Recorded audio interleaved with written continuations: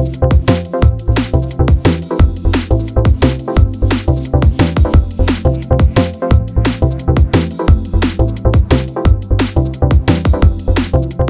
again, everyone, and welcome back to SFF180. Thomas here, your host as always, and no, your eyes are not deceiving you.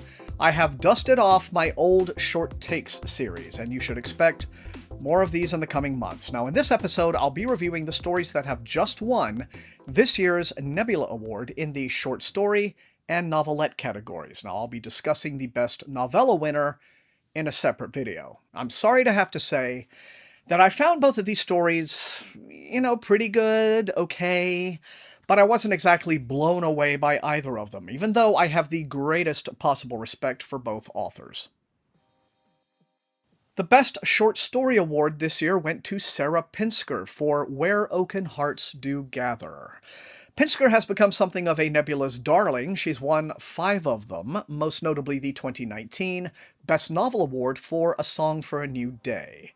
Many of her stories are inspired by her deep passion for music, and this one is as well. But in something of a change of pace, this story isn't SF or fantasy, but folk horror. So subtle in its execution, indeed probably too subtle, that you might not realize that's what you're getting until the very end. And it's a most unusual folk horror story in that it centers technology. It takes the form of an extended discussion in an online forum about traditional folk songs, where members obsessively study lyrics, research provenance, and argue over interpretations and changes. Now, we're lurking in a discussion about the ballad of the story's title, which, like so many ancient folk songs, tells of a doomed love affair, except this time with a decidedly dark and sinister twist. If you read the story on the Uncanny website, you'll find a link, also right here, to a YouTube video which offers a version of the song so ghostly and strange and slathered in reverb that it should be playing at 3 a.m. at a goth club in 1995. The people in the forum chat and argue endlessly over various iterations of the song, and one of them has even traveled to the tiny English village where events in the song are alleged to have taken place. And our first hint that something isn't right is that one previous researcher making the same trek to this village seems to have disappeared without trace. I won't say any more, other than pay very close attention to small details. Now, I enjoyed this, but I think I'd call it a clever story rather than a great one. It is nowhere near the same class as Wind Will Rove or Our Lady of the Open Road. Now, Uncanny Magazine does seem to have a particular fondness for stories that are, okay, it might be unfair to say style over substance, but I've read plenty of stories from that magazine that are very much form over content, very much vibes over plot. And this is one of those, though I will give Pinsker points for her fresh premise and the care with which she lays her trap just beneath the surface. Best Novelette was won by African author and rising star Oghenechovwe Donald Ekpeki for his dystopian climate change story O2 Arena. He is the first African author now to win a Nebula. This story appears in a couple of places, in issue 53 of Galaxy's Edge, as well as online from Apex magazine. Now, I have a lot of admiration for this author, and I have been watching his career path with great interest, but I have to say this story didn't fully work for me, even though the title is an excellent pun. It takes place in a near-future Nigeria at a time when global warming has killed off so much phytoplankton that the oxygen content in the atmosphere has been impacted. The story's hardest satirical jab is that Western tobacco companies have shifted from selling people an addictive drug that destroys your breathing to selling the very oxygen we need to stay alive. Currency now takes the form of O2 credits.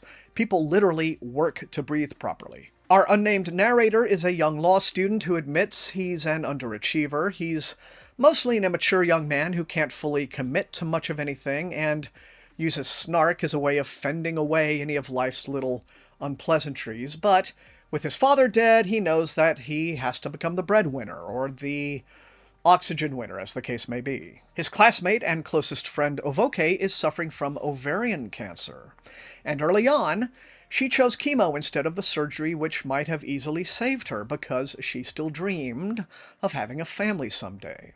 But when her health takes a turn for the worse, and her own family is incapable of raising enough O2 credits to pay for her treatment, the narrator chooses to partake in an illicit cage fight to raise the necessary credits. I really liked the setting and the natural way in which Donald portrays the narrator's friendships and community, but the story is hurt by the overfamiliarity of its premise. I mean, from the Hunger Games all the way up to Squid Game, we have all seen plenty of dystopias now about the haves forcing the have-nots to partake in savage blood sport for the mere right to survive.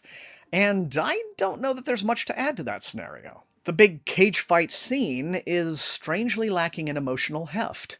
I just never felt as engaged as I wanted to be at anything more than a surface level. Ditto the promise of revolution at the story's end, which marks a far too abrupt change in the narrator's character from slacker to subversive. I just never felt personally invested in the stakes. Possibly if the story had been a novella or a full-on Tor.com short novel, Donald could have added the needed punch. As a matter of fact, Donald has posted some deleted scenes to his website, and at least one of them is extremely good and would have greatly benefited the finished story by increasing reader sympathy for Avoke's plight. So while this might be a vain hope, I would love to see Donald expand this story into a full-length novel. I mean, it wouldn't be the first time in science fiction that a short work was expanded. Even Dune was like that. But as a novelette, while I consider O2 Arena a pretty good but flawed story, it still has me excited to see what Donald does in the future. I do feel like we have a significant emerging talent with this guy. And there you have it! My assessment of some of the winning stories on this year's Nebula Awards ballot. Remember the most important thing?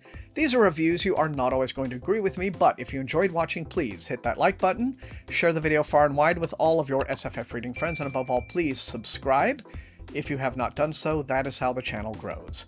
You can also support the channel at my TeePublic store and at my Patreon, where recruits in the Winx Army occasionally will get early access to some of my videos if I finish them early enough.